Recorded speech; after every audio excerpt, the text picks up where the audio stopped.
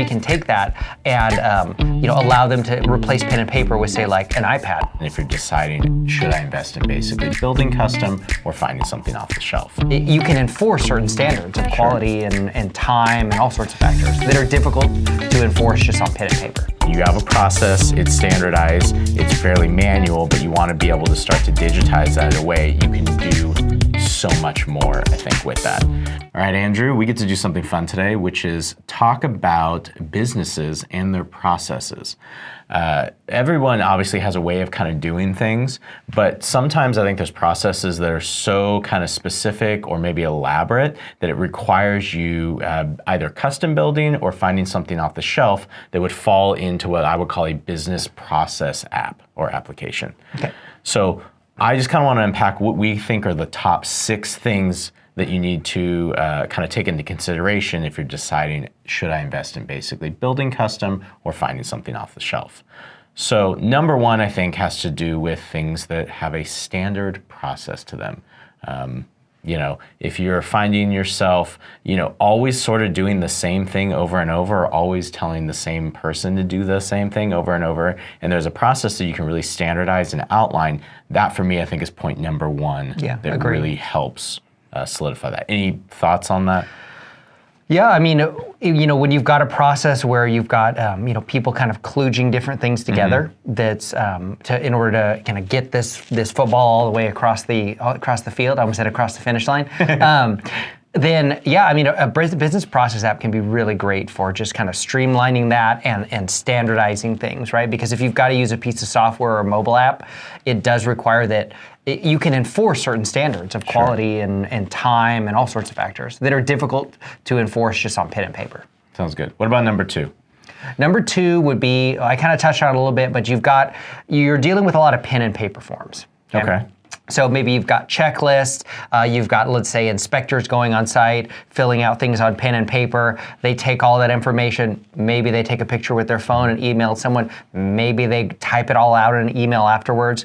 But there's a lot of pen and paper, a lot of like manual data collection. We can, if that's well defined, we can take that and allow them to replace pen and paper with, say, like an iPad. So the iPad can allow them to fill out forms, can snap photos, different things like that. So you can really unify things electronically, using, in many cases, an app, like a mobile app or like an iPad app is really useful for this.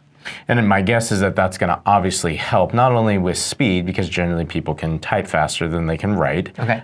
You're also going to be taking away from that pen and paper process. You're actually digitizing it now. So I don't know how often I've pulled out a pair of jeans and you pull out that $5 bill that you forgot about, the old crusty receipt, and you're like, oh, paper, and it just gets lost so easily. So having that, I think, is very helpful. And so again, you have a process, it's standardized, it's fairly manual, but you want to be able to start to digitize that in a way you can do so much more, I think, with that. It allows you to put in a database too. Right, exactly. So that's one thing too, is when you're dealing with these pen and paper forms, or whatever your processes are, they can be very detailed. Definitely. So again, I would say number 3, you probably don't need a business process app if you're like, your business process sales cycle or whatever this thing is that you're working with is like 4 steps. You probably don't need an app for that. You can remember 4 steps.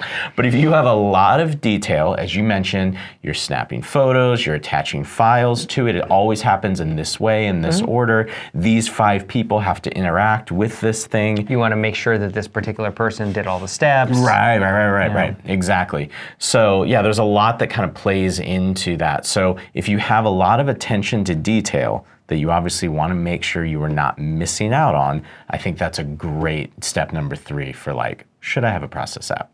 What about 4? I think I touched on it a little bit. I said lots of people touching, but what about 4?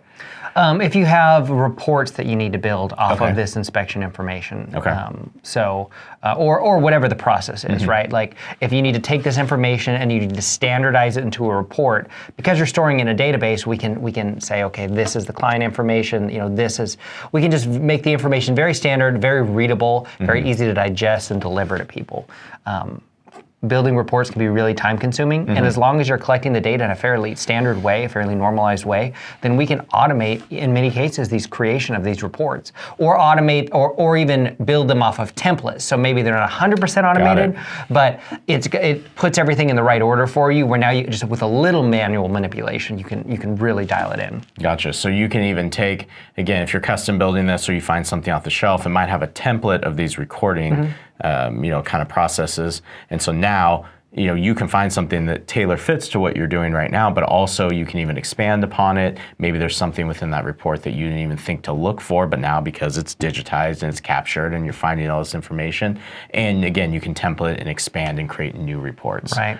Which is very important, I think. So number 4, again, delivering reports to your clients, I think is very important. I wanted to circle back on one that I kind of was thinking through is multiple people, again, being involved, but also like multiple departments might even be involved. Yeah. So not only are you dealing with just individuals, but entire departments now can be getting access to these reports.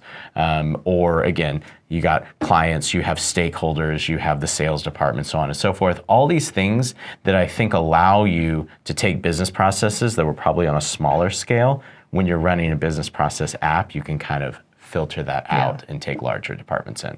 Well, and an example of that is, we were doing one with inspections, where there's someone in the office who will define who the client is, what properties the client has, what inspections need to happen each property, what inspector needs to do these inspections. Inspector goes out in the field, they actually complete the inspections, and then that data gets sent back via the cloud to the office. Someone over there takes a report, which we've generated much of the data for based off a template. They go in there and add all the sales information in.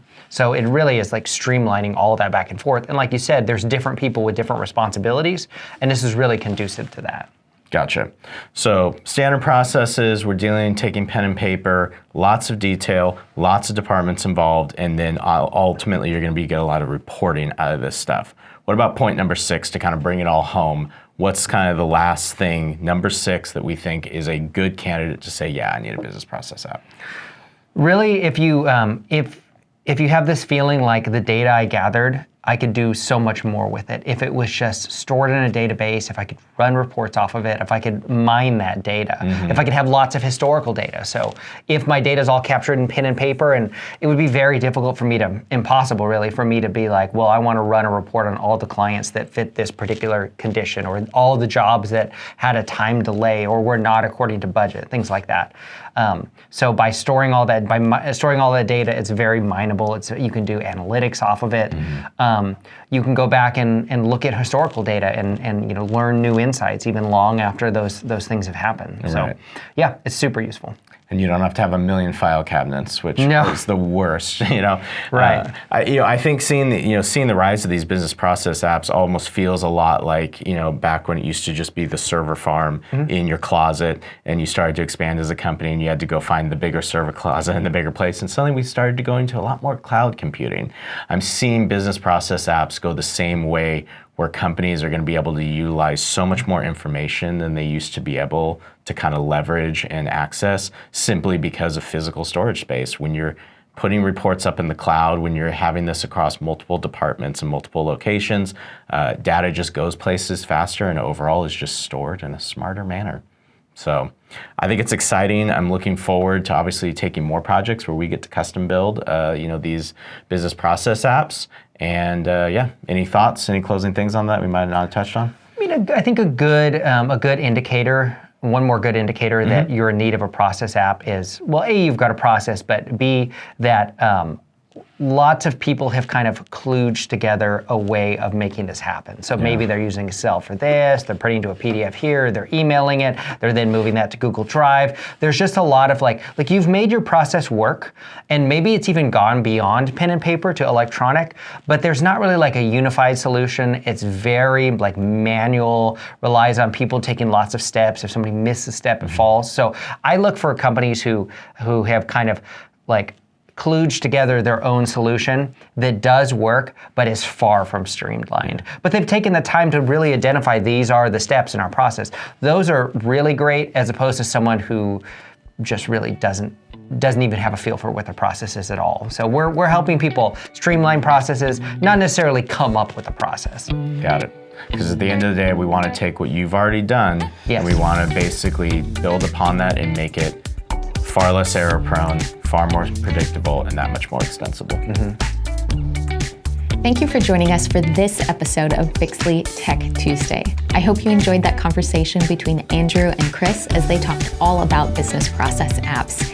If you said yes to one or more of the items that they brought up today, you should really consider investing in custom software for your business. If you have any questions about what they talked about, go ahead and leave them in the comment section and we will get right back to you. Also, don't forget to check out our description box down below. We have a ton of really helpful links in there, including a link to our custom software guide, and that'll give you a little bit of insight into what that process might look like. You can also check us out on Bixley.com. Right at the top, there's a button that says Start My Roadmap, and that actually gets you a free 60-minute call with Chris to talk about your next project idea. Until next time, this has been an episode of Bixley Tech Tuesday.